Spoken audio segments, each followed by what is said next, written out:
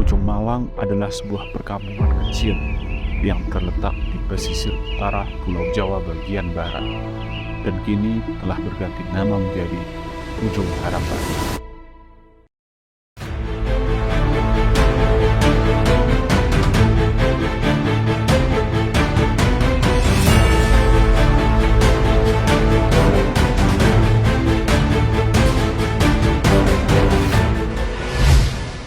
Pada tahun 1914, lahir bayi laki-laki yang diberi nama Nur Ali. Ia lahir dari pasangan Anwar dan Maimunah yang merupakan seorang petani. Meski tumbuh di lingkungan yang sederhana, ia memiliki kemampuan keras untuk menuntut ilmu dan bertekad dapat belajar ke Mekah untuk memperdalam pendidikannya. Saat usia 8 dan 11 tahun, ia mengaji khusus untuk murid laki-laki pada guru maksum dan ia tak merasa kesulitan dalam mencerna pelajaran yang diberikan oleh karena sejak kecil sudah terbiasa diajar mengaji oleh orang tuanya. Setelah menamatkan pendidikan dasarnya dengan guru maksum dan guru mugni, kemudian ia melanjutkan pendidikannya dengan berguru pada Kiai Haji Ahmad Marzuki di Kampung Sumur, Cipinang, Muara Kelember, Batavia.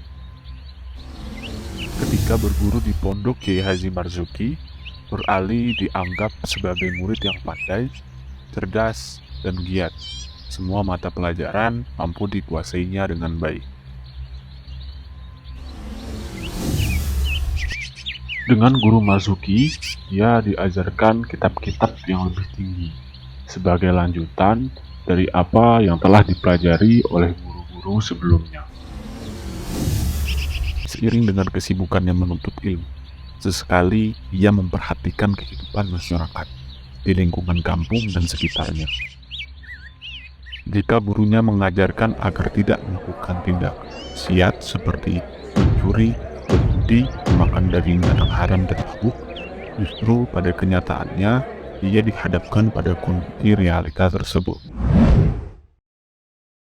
Situasi dan kondisi seperti ini kian membuka mata dan hatinya, betapa tindakan yang dilakukan masyarakat dirinya banyak menyimpang dari ajaran. Nur Ali menganggap hal ini sebagai akibat dari kurangnya pendidikan bagi masing-masing individu.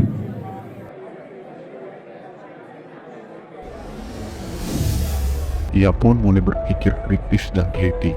Satu hal yang hanya bisa dilakukan Nur Ali untuk mewujudkan cita-citanya adalah dengan belajar lebih tekun.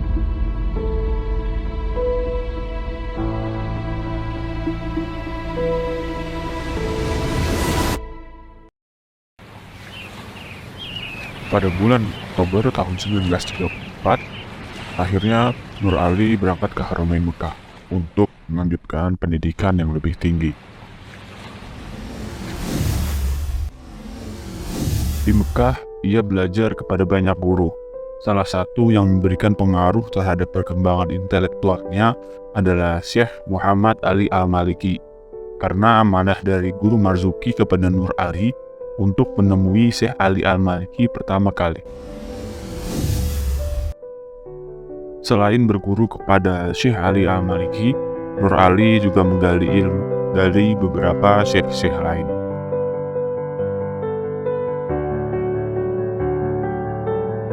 Saat belajar di Mekah, semangat kebangsaan Nur Ali tumbuh.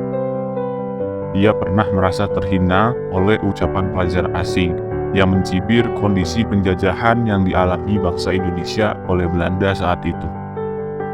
Menurut pelajar asing itu, semestinya penjajah Belanda bisa dengan mudah diusir kalau bangsa Indonesia mau melakukannya, karena wilayah Indonesia begitu luas dibandingkan dengan Belanda.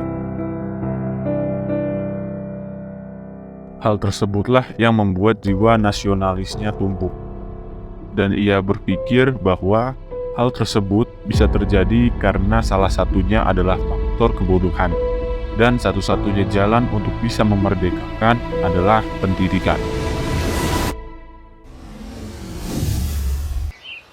Selama kurang lebih 6 tahun belajar di Mekah, akhirnya Nur Ali kembali ke tanah air. Kehadirannya kembali membuat warga kampung menjadi memiliki seorang panutan. yang juga ulama, terpelajar, dan intelektual. Nur Ali sendiri tidak menyukai penjajahan dan telah menanamkan bibit kemerdekaan bagi warga kampung dan bangsanya. Selain mendirikan madrasah untuk masyarakat sekitar, Nur Ali juga ikut berkontribusi dalam hal bela negara.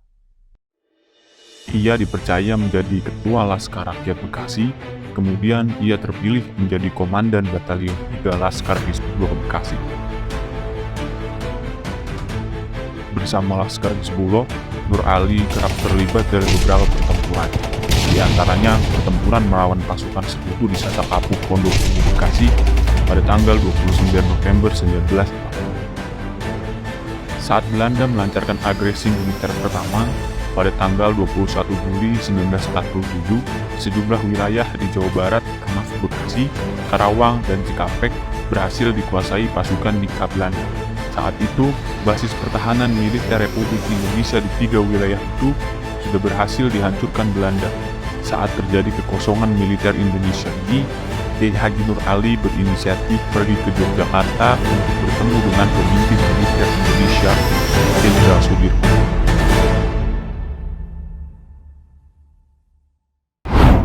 Karena tidak berhasil bertemu dengan sang jenderal, akhirnya oleh Wakil Panglima TNI, Letjen Urip Sumoharjo, Kiai Haji Nur Ali diperintahkan untuk bergerilya di wilayah Jawa Barat dengan tidak menggunakan nama dan atribut TNI. Sepulang dari Yogyakarta, Kiai Haji Nur Ali mendirikan serta menjadi Komandan Markas Pusat Hizbullah Sabilillah MPHS Jakarta Raya di Karawang. Kala itu, Kiai Haji Nur Ali sengaja membentuk basis-basis perlawanan masyarakat tanpa menggunakan seragam TNI.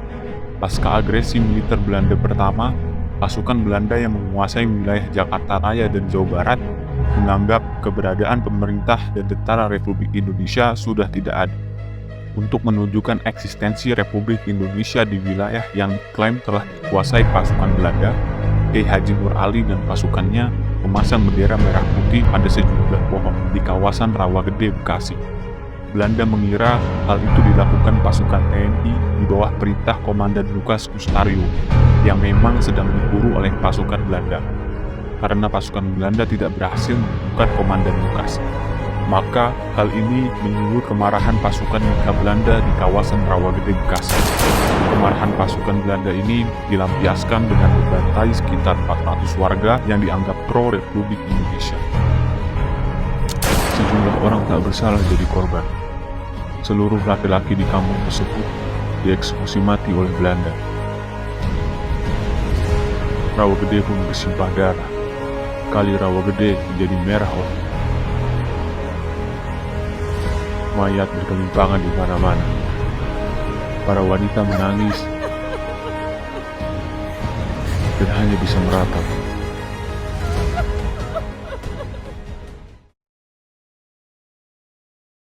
Setelah peristiwa pembantaian di Rawagede, semangat perlawanan rakyat kepada pasukan Belanda kian membangkit. Banyak masyarakat yang kemudian bergabung dengan pasukan Hizbullah Sabilillah. Kala itu, pasukan Hizbullah Sabilillah yang dipimpin Kiai Haji Nur Ali memiliki kekuatan sekitar 600 orang pasukan yang melintang antara Karawang dan Bekasi, berpindah dari satu kampung ke kampung lain, menyerang pos-pos Belanda secara gerilya.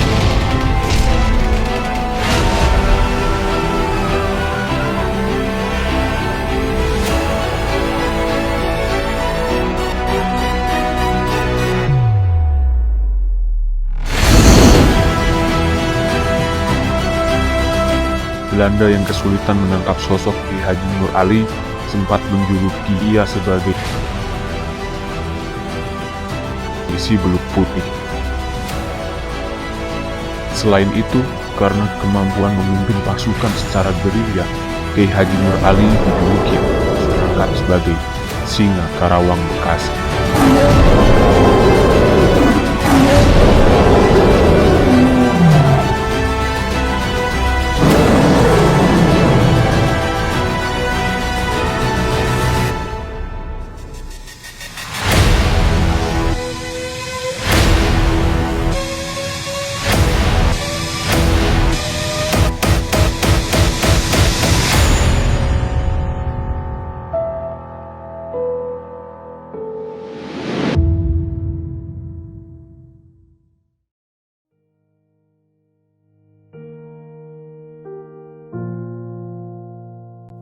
Setelah Indonesia merdeka, Kiai Haji Nur Ali mulai fokus berdakwah dan mendirikan Yayasan At-Taqwa, yang sampai saat ini menaungi pondok pesantren dan sejumlah sekolah cabang.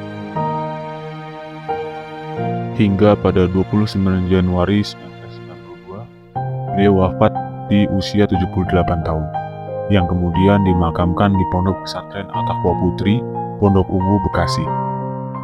Untuk mengenang jasa-jasanya, pemerintah memberikan penghargaan tertinggi kepada Kiai Haji Nur Ali berupa Bintang Nararia pada 1990, serta gelar Pahlawan Nasional dan Bintang Mahaputra Adi Pradana pada tahun 2006 oleh Presiden Susilo Bambang Yudhoyono.